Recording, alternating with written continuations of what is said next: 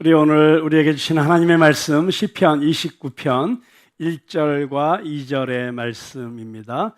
우리 한 목소리로 한번 같이 읽어보도록 하겠습니다. 너희 권능 있는 자들아 영광과 능력을 여호와께 돌리고 돌릴지어다. 여호와께 그의 이름에 합당한 영광을 돌리며 거룩한 옷을 입고 여호와께 예배할지어다. 아멘. 네, 제가 여러분들에게 사진 한 장을 보여드리려고 합니다. 최근에 아주 화제가 되었던 사진인데요. 네, 한번 보시겠습니다. 여러분 잘 아시는 분들이 등장할 것 같은데. 네, 얼마 전 미국에 간 문재인 대통령이 미국의 참전 용사에게 미국 최고의 훈장을 수여하는 자리에 외국 정상으로서는 처음으로 동석을 했다가 사진 촬영하는 시간에 우리 바이든 대통령이 문재인 대통령을 초청해서 같이 사진을 찍게 되었는데, 두 나라의 정상이 함께 그 노병 앞에서 무릎을 꿇고 같이 사진을 찍었다 해서 굉장히 화제가 되었던 사진입니다. 저 사진 한 장이 불러온 파장이 꽤 컸었던 것 같습니다. 그리고 여러 다양한 해석들이 있었죠. 이 사진 한 장이 복원된 한미 동맹의 현재를 보여주고 있다. 또 이 사진 한 장의 가치가 모든 것을 말해준다. 또 우리 태영호 의원은 바이든 대통령의 생각이었는지 아니면 우리 측의 요청이었는지 모르지만 아무튼 두 대통령 중에 한 사람은 대단한 책략가임에 틀림없다. 또 이런 논평을 내서 화제가 되기도 했습니다. 네, 저 사진 보면서 정말 여러 가지 해석이 가능하겠지만 저는 이 한 가지를 여러분들에게 말씀드리고 싶어서 이 사진을 보여드렸습니다. 저 사진의 주인공은 94세 된 한국전쟁 당시에 중위였었는데 대령으로 예편한 퍼켓 대령입니다. 네, 자신의 나라 그리고 그 나라가 소중히 생각하는 그 가치, 그것을 지키기 위해서 생명을 걸고 싸웠던 사람입니다. 네, 그가 94세가 되었을 때 그 나라의 대통령과 또 그가 와서 목숨 걸고 싸워서 지켜주었던 대한민국의 대통령 두 사람이 이 노병 앞에 무릎을 꿇는 그런 합당한 존경과 예우를 받는 것이 마땅하다는 생각이 듭니다. 사람과 사람 사이에서도 마땅히 받아야 할 예우를 받고 영광을 받아야 할 사람이 영광을 받는 것이 중요합니다. 한 국가에서 마땅히 존중받고 예우를 받아야 될 사람들이 그 대우를 받지 못하고 그 마땅한 존경을 받지 못하면 그 나라의 기강이 흔들리고 도덕성이 무너지고 가치가 흔들리게 됩니다. 우리나라로 치자면 일제시대에 목숨 걸고 나라를 지키고 나라를 회복하기 위해서, 그래서 독립을 위해서 일했던 독립투사들, 6.25 전쟁 때 이 나라를 지키기 위해서 목숨 걸고 싸웠던 사람들, 산업화 시대에 가난에서 이 나라를 건져내기 위해 헌신했던 사람들, 또 수많은 기업가들, 또 독재 시대에는 민주화를 위해서 갖은 고초를 겪으면서 자기 젊음과 인생을 바친 사람들, 이런 분들이 국가와 민족으로부터 합당한 예우를 받고 존경을 받고 영광을 받는 것이 저는 중요하다고 생각합니다. 그것은 과거에 대한 보상이기도 하지만 그 나라의 미래를 위해서도 반드시 그래야만 합니다. 그래서 오늘 주일이지만 현충일인 6월 6일 여러분들이 집에 태극기를 조기로 달고 오늘 예배를 오셨을 거라고 생각을 합니다. 나라뿐만이 아니죠. 교회에서도 마찬가지입니다. 빌립보서에 보면 빌립보서 2장 29절에 이러므로 너희가 주 안에서 모든 기쁨으로 그를 영접하고 또 이와 같은 자들을 존귀히 여기라. 이렇게 사도 바울이 빌립보 성도들에게 부탁을 하고 있습니다. 자, 사도 바울이 어떤 자들을 존귀히 여기라고 부탁하고 있는 것일까요? 빌립보서 2장에 보면 사도 바울이 두 사람을 이야기하고 있습니다. 한 사람은 디모데입니다. 자기 믿음의 아들. 그런데 이 디모데는 어떤 사람이었는가? 하나님 나라의 백성들을 위해서, 교회의 성도들을 위해서 자기 일보다 먼저 성도들의 일을 먼저 걱정하고 생각하고 돌보는 그런 참된 목자였습니다. 그리고 두 번째로 바울이 소개하고 있는 사람은 에바브로디도. 에바브로디도는 어떤 사람이었습니까? 사도 바울이 감옥에 갇혔을 때 빌립보 성도들이 사도 바울의 감옥에서의 쓸 것들을 이 에바브로디도 편에 보내면서 너는 가서 감옥에 있는 우리 사도 바울 선생님을 잘 수종 들어라 해서 파송한 사람이었습니다. 그런데 이 에바브로디도가 사도 바울의 병구안을 하려고 왔다가 오히려 자기가 죽을 병에 걸려갖고 죽게 되었어요. 그러니까 사도 바울은 얼마나 마음이 힘들었겠습니까?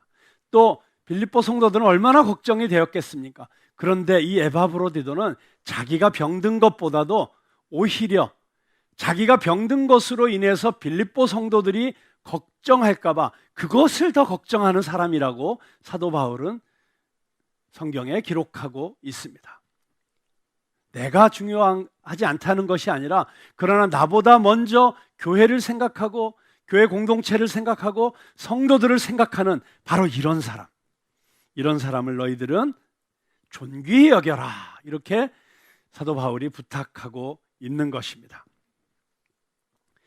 어느 교회에서든지 그 한 교회가 세워지기 위해서는 보이지 않는 곳에서 눈물로 기도하고 무릎 꿇어 기도하고 그리고 교회 구석구석에서 헌신하고 봉사하는 수많은 그런 헌신자들이 있습니다.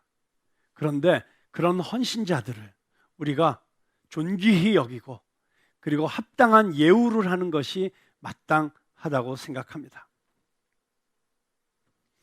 교회에는 좀 그런 게 있는 것 같아요.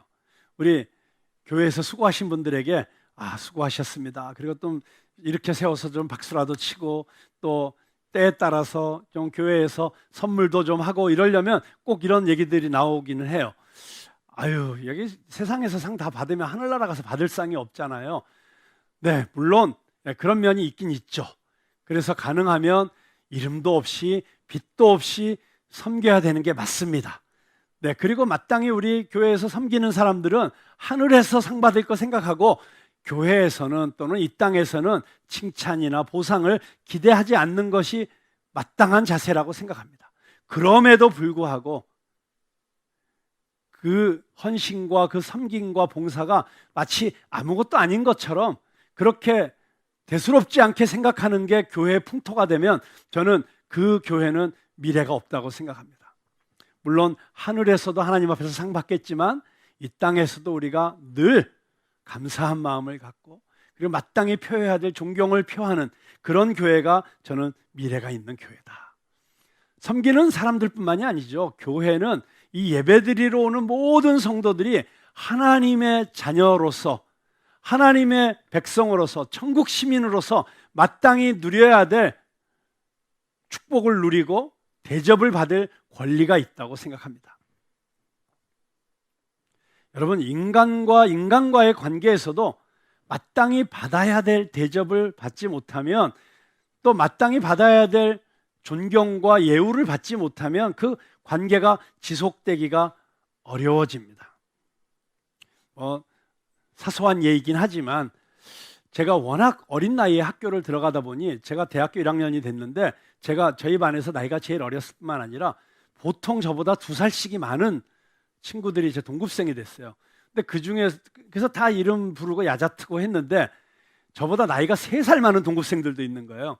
그래서 이제 그들 중에 어떤 사람은 제가 형이라고 부르고 어떤 사람은 그냥 이름 부르고 하고 지냈거든요. 그 시절로부터 지금 40년이 지났습니다. 근데 40년 만에 저 동남아시아의 어떤 모 국에서 선교를 하고 있는 선교사님이 페북에다가 선교 활동하는 걸 다 올리는데 너무 훌륭하신 거예요. 그래서 내가 이름을 부르면서 야, 누구야, 너 진짜 훌륭하다. 너같이 훌륭한 사역자가 물론 선교지에서 귀하게 쓰임 받는 건 중요하지만 그런 재능과 은사를 가지고 한국에 와서 사역을 하면 더 좋지 않을까, 뭐 이런 글을 제가 써보냈어요. 그랬더니 거기에 대해서 답이 왔는데, 야, 그렇게 얘기해줘서 고맙다. 그리고 사실 너랑 나랑은 문화사역이라는 측면에서 공통점이 많아서 참 같이 동역하면 참 좋을 텐데, 그런데 이상하게도 너와 나 사이에는 좀 이상한 넘지 못할 벽이 있었고 그게 너와 나를 가까이 하지 못하게 했던 것 같다 라고 글을 써보낸 거예요. 그래서 제가 깜짝 놀라서, 야, 그게 뭐냐? 라고 했더니, 너 왜 내가 너보다 3살이나 많은데 형이라고 안 부르냐? 그래서 제가 답을 보냈죠. 그게 그렇게 마음이 힘들었으면 앞으로는 선교사님이라고 부를게요. 그리고 이제 선교사님하고 이제 부르기 시작했어요. 그때 제 아내가 옆에서 보고 있다가, 여보, 왜 그렇게 옹졸하세요? 형이라고 불리우고 싶은데 형이라고 불러주세요. 뭐가 그렇게 아까우세요? 그래서 제가 다시 썼습니다, 글을. 형 하고 이제 썼더니 너무 행복해가지고 답이 왔어요. 이게 별거 아닌 것 같은데 내가 마땅히 형이 돼야 되는데 형 대접 안 해주면 기분 나쁜 거잖아요.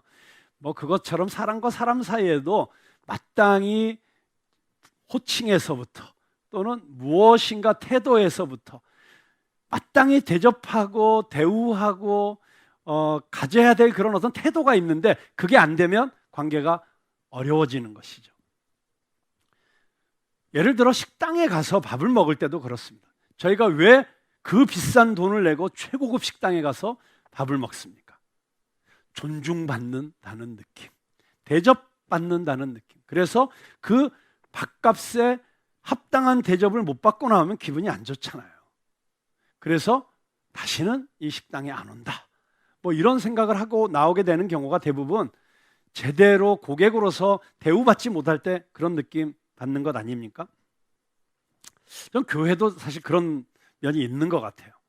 제가 송썰이라는 새로운 설교의 장르를 개척하고 이제 몇 번 했지 않습니까? 노래와 설교를 믹스해서 하는.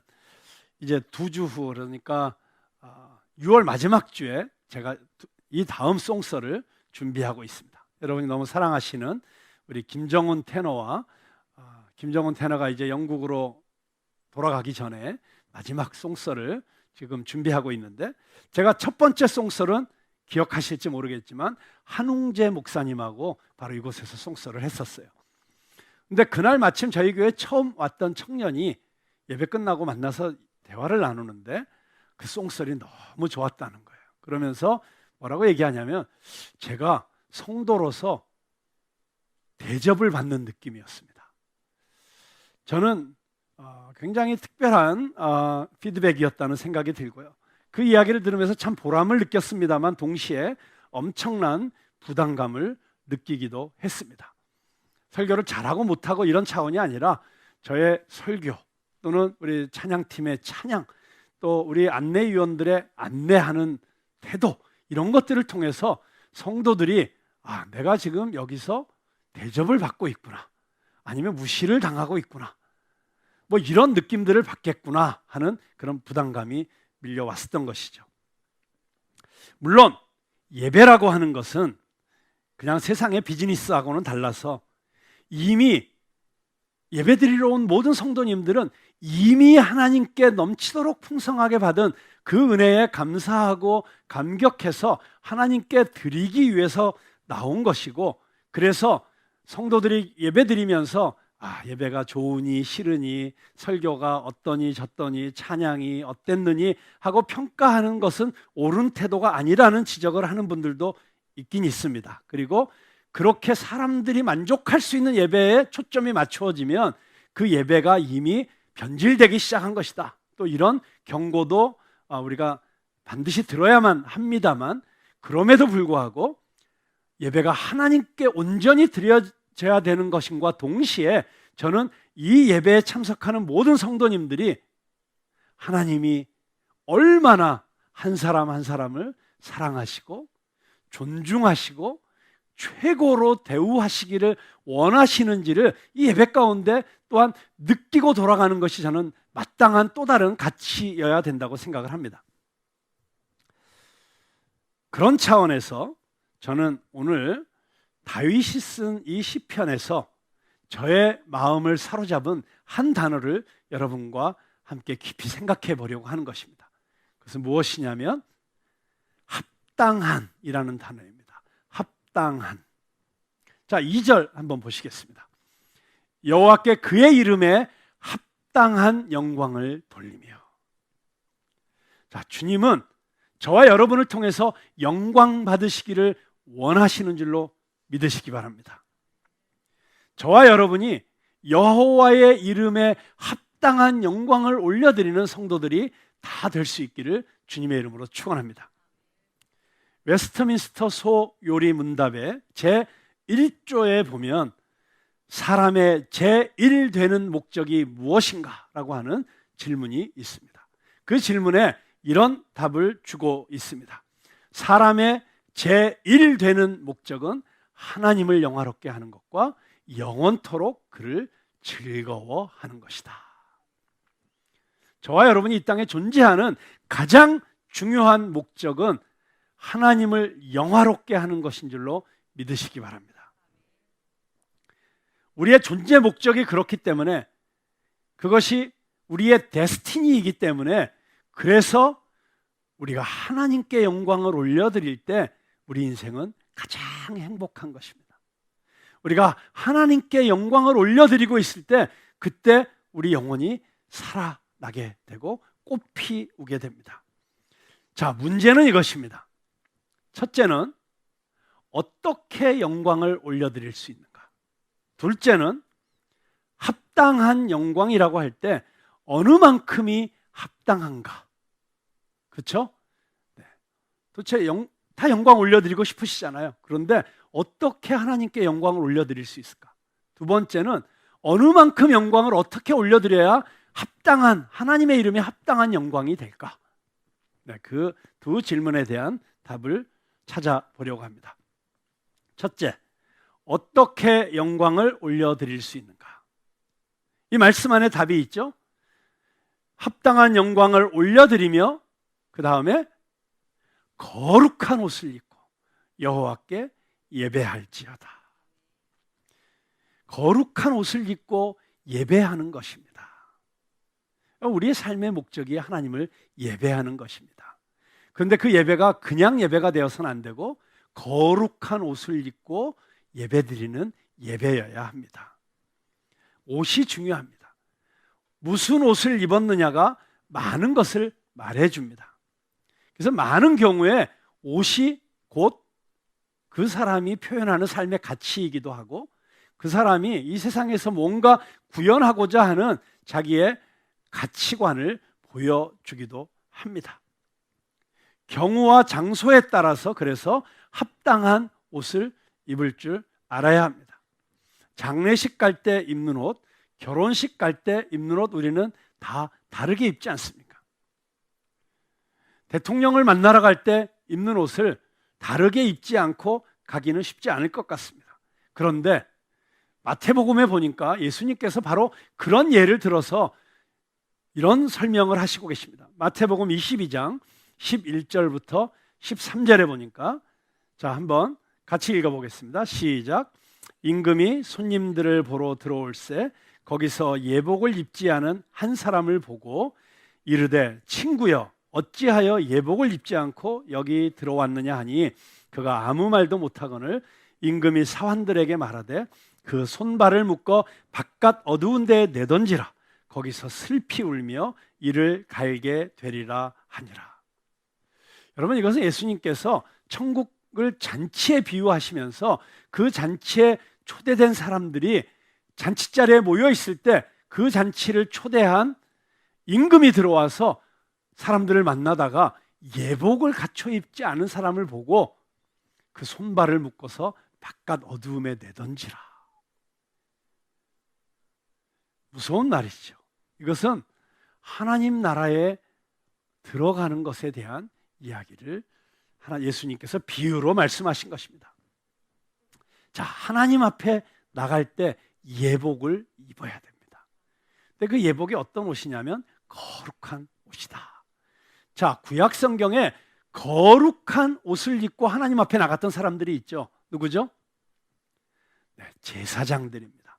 제사장들이 제사를 드리러 하나님 앞에 나갈 때는 반드시 에봇이라고 하는 거룩한 구별된 옷을 입었습니다. 그 제사장들이 입었던 옷, 그것이 상징하는 것이 바로 거룩한 옷이죠. 자, 문제는 오늘날 우리가 제사장이 입고 있는 그 겉옷을 입고 예배당에 나오지 않지 않습니까? 우리가 예배드리러 올 때 어떤 옷을 입고 와야 됩니까? 우리가 겉으로 드러나 보이는 옷을 이야기하지 않는 것은 여러분들이 충분히 짐작하실 수 있죠. 지금 이 시대의 거룩한 옷은 바로 우리의 삶이고 우리의 마음가짐이라고 할 수 있습니다. 그런데 문제는 우리가 아무리 깨끗하게 살려고 노력하고 죄짓지 않고 살려고 노력해도 우리가 하나님 앞에서 그래, 너 거룩하다 라고 인정받을 수 있을 만큼 그렇게 완벽하게 살 수가 없다는 것입니다. 우리는 날마다 넘어지고 생각이나 말이나 행동으로 죄를 짓고 또 내 안에 있는 자아라고 하는 우상을 숭배하고 하나님을 내 마음과 뜻과 정성을 다하여 사랑하지 않고 오히려 나를 더 사랑하고 이웃을 내 몸같이 사랑하기는커녕 오히려 이웃들을 어렵게 하고 이용하고 이웃들을 짓밟기도 하는 이런 삶을 살고 있다는 것입니다. 우리가 아무리 노력을 해도 우리가 하나님 앞에 서기 위한 모든 도덕적인 종교적인 노력의 결론은 로마서 3장 23절에 이 선언에서 벗어날 수가 없습니다. 모든 사람이 죄를 범하였음에 하나님의 영광에 이르지 못하더니 우리의 노력으로는 우리의 행실로는 하나님의 영광에 이를 수가 없다는 것입니다. 우리가 아무리 선행을 하고 마음 공부를 하고 참선을 해도 거룩하신 하나님 앞에 설 수 있을 만큼 그렇게 거룩해진 사람은 없다는 것입니다. 그래서 우리는 다 망할 수밖에 없고 죽을 수밖에 없고 영원히 지옥불에 떨어질 수밖에 없었는데, 그런데 하나님의 사랑이 우리를 내버려 두실 수 없어 그 거룩한 옷을 우리에게 입혀주십니다. 그 거룩한 옷이 무엇인지 아십니까? 바로 예수님이십니다. 그래서 구약의 제사장이 입었던 그 에봇이 여러 보석들을 달고 있고 여러 장식들을 하고 있는데 그것들이 다 영적인 의미가 있고 그것들이 일관되게 가리키고 있는 것은 바로 예수님의 삶과 인격과 예수님의 사역이라는 것입니다. 그래서 바로 예수님을 옷 입어야 되는 것입니다. 그 사실을 우리에게 가장 잘 보여준 사람이 있었죠. 바로 마틴 루터라고 하는 종교 개혁가입니다. 그는 수도원에 있으면서 이 하나님의 법에 대해서 공부하면 할수록 견딜 수가 없었습니다. 왜냐하면 이 어미하신 하나님의 율법을 자기가 절대로 완벽하게 지킬 수 없다는 것이었고, 그 율법 중에 하나라도 어기면 율법 전체를 어긴 것과 같다는 것을 알았기 때문에 그는 아무리 고행을 하고 아무리 고해성사를 하고 아무리 몸부림을 쳐도 그 죄책감에서 벗어날 수가 없었습니다. 그가 씨름한 것은 이것이었습니다. 어떻게 이 불의한 인간인 마틴 루터가 거룩하시고 의로우신 하나님의 존전 앞에 설 수 있는가? 어느 날 밤 수도원에서 비텐베르그 대학에서 할 로마서 강의를 준비하고 있던 루터 박사는 로마서 1장을 읽기 시작했습니다. 1장을 쭉 읽어나가다가 17절에 이르렀습니다. 복음에는 하나님의 의가 나타나서 믿음으로 믿음에 이르게 하나니 기록된 바 오직 의인은 믿음으로 말미암아 살리라 함과 같으니라. 갑자기 루터는 후에 이렇게 기록합니다. 갑자기 빛이 나에게 비추었다. 여기서 말하는 의란 하나님 자신이 의로우신 그 의가 아니다. 그리스도의 의이다. 그의 불의한 자녀들에게 하나님께서 값 없이 내려주시는 그리스도의 의이다. 그를 믿고 의지하고 붙잡는 자들에게 내려주시는 그리스도의 의. 루터는 계속해서 성경을 읽습니다. 의인은 오직 믿음으로 말미암아 살리라.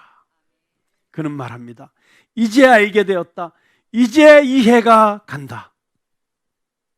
나의 구원은, 나의 칭의는, 칭이라고 하는 것은 의롭다고 인정을 받는 것이죠. 전적으로 나의 행위나 나의 의에 의존하는 것이 아니고 전적으로 나에게 주어지는 예수 그리스도의 의이다. 그가 나의 의가 되신다. 그가 나의 겉옷이 되신다. 여러분, 여기서 이 겉옷이 되신다, 이것이 너무나도 중요한 표현입니다. 그가 나의 벌거벗음을 가려주신다. 예수 그리스도가 나의 옷이 되어서 나의 모든 수치와 부끄러움과 나의 과거의 아픔과 상처까지도 다 가려주시기 때문에 우리가 하나님 앞에 의로운 자로 설 수 있게 되었다고 하는 것입니다. 내가 이 사실을 이해했을 때 복음의 빛이 내 영혼으로 쏟아져 들어왔다. 낙원의 문이 열렸고 내가 그 안으로 걸어 들어갔다. 의인은 오직 믿음으로 말미암아 살리라. 그렇습니다. 십자가에서 나를 위해 생명을 주신 예수님을 믿기만 하면 그 믿음으로 우리는 거룩한 옷을 입는 것입니다. 그렇기 때문에 여호와 앞에 합당한 영광을 돌릴 수 있는 유일한 길은 예수님을 영접하고 구원받은 하나님의 백성이 되어서 하나님을 예배하는 것입니다. 예수님을 옷 입어야 비로소 예배드릴 자격이 생기는 것입니다. 자, 그렇다면 이 예수님의 보혈의 공로로 우리가 죄 씻음을 받고 죄 사함 받고 의롭다고 인정받아 거룩한 옷을 입고 하나님 앞에 예배 드리러 나올 때 우리는 어떤 예배를 드려야 할까요? 우리가 드려야 되는 예배는 물론 이 주일 예배도 있고, 우리가 홀로 골방에서 드리는 예배도 있고, 우리가 주중에 우리의 일터에서 삶으로 드리는 예배도 있습니다. 그런 예배를 드릴 때 우리가 어떤 예배를 드려야 될까? 여기 예배라고 하는 단어가 영어로는 worship이죠. worship. 이 worship이라는 영어 단어는 worth라고 하는 영어 단어에서부터 왔습니다. worth, 가치이죠. 이게 값이 얼마입니까? 할 때 이게 worth가 얼마냐고 묻잖아요.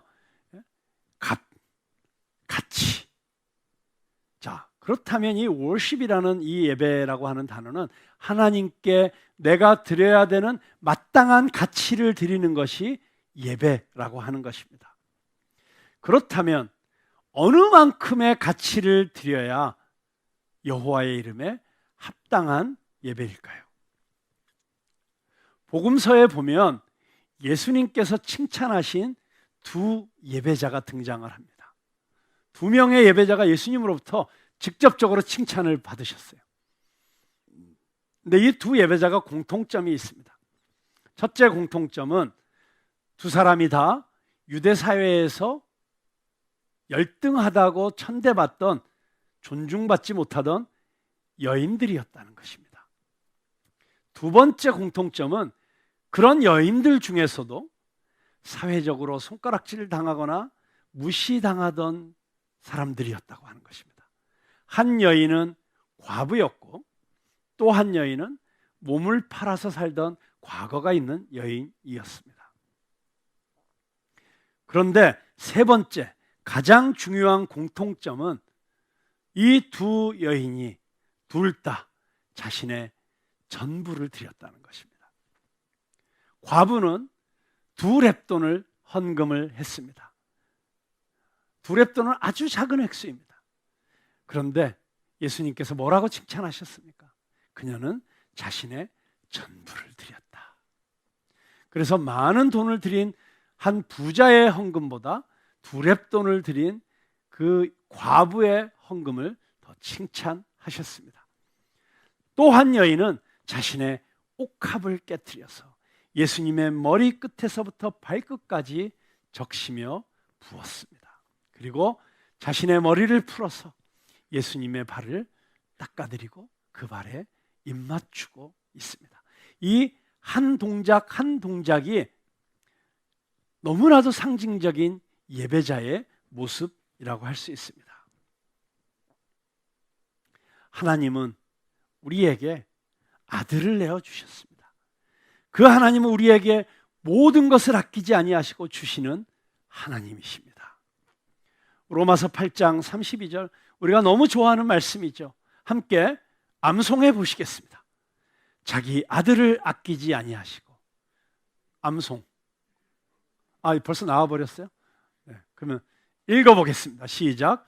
자기 아들을 아끼지 아니하시고 우리 모든 사람을 위하여 내주시니가 어찌 그 아들과 함께 모든 것을 우리에게 주시지 아니하겠느냐.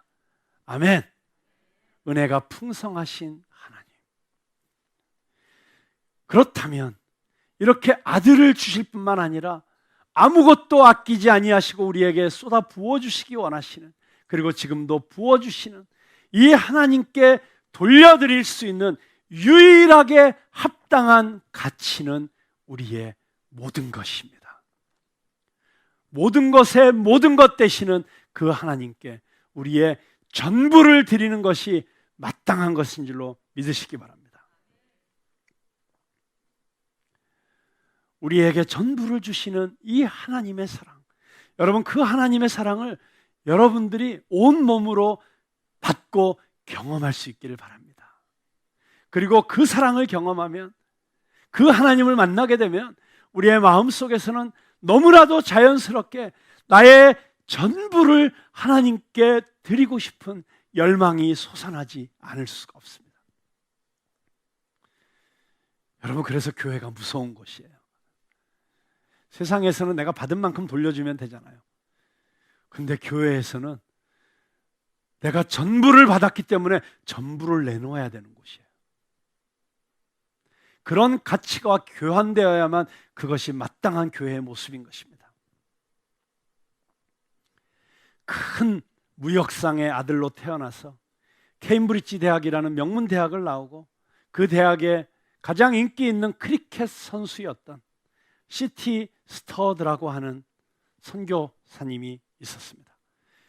그분은 영국에서 얼마든지 집안에서 물려받은 그 부와 또 명예를 누리면서 살 수 있었지만 그 모든 재산을 다 선교단체와 가난한 사람들에게 나누어 주고 자신은 중국에 가서 그리고 인도에 가서 평생을 선교사로 헌신했습니다.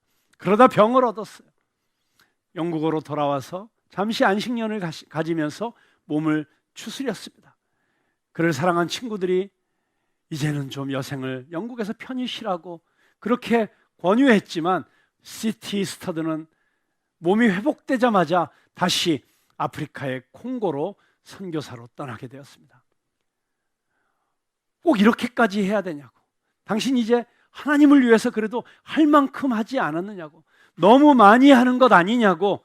그렇게 말하는 친구들에게 C.T. 스터드는 우리 모든 그리스도인들이 심장에 새겨야 될 명언을 남겼습니다. 그는 이렇게 이야기했습니다. If, 만약 Jesus Christ be God and died for me, 만약 예수 그리스도가 하나님이시고 그 하나님이신 예수님께서 나를 위해서 죽은 것이 사실이라면, then, 그렇다면 no sacrifice can be too great for me to make for him.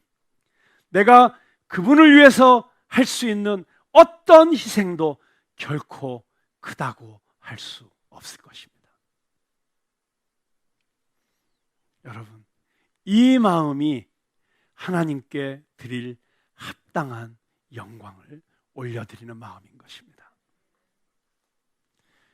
2렙돈을 드린 과부의 마음으로, 옥합을 깨트린 한 여인의 마음으로 우리도 우리의 전부를 주님 앞에 드릴 수 있게 되기를 바랍니다.